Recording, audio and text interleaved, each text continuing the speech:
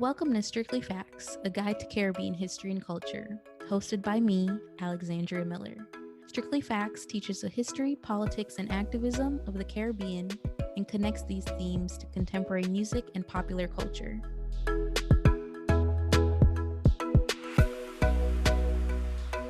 Welcome, people, and welcome back to another episode of Strictly Facts, a guide to Caribbean history and culture.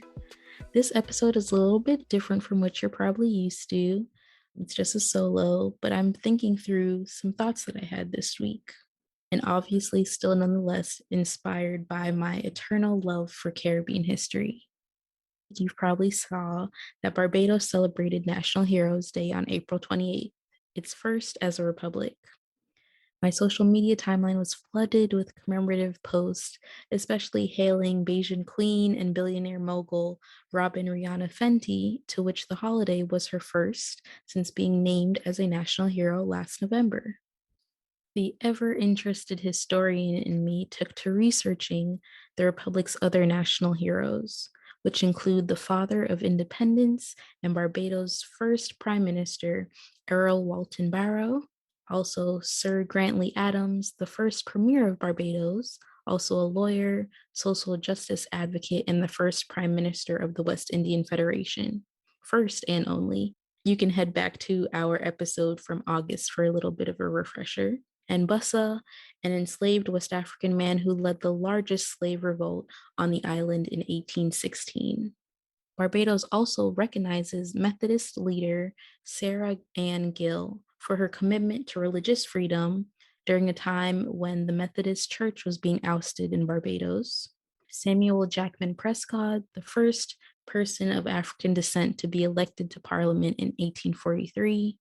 Sir Frank Walcott, staunch advocate of trade unionism and three-time president of the Caribbean Congress of Labor. Dr. Charles Duncan O'Neill, who was dedicated to serving those in need and advocated for rights like free education. International cricket legend Sir Garfield Sobers. Clement Osborne Payne, trade union organizer whose fierce advocacy for Black Bayesians resulted in his deportation, which later sparked 4 days of riots on the island. And lastly, politician and organizer of the Barbados Workers' Union, Sir Hugh Springer.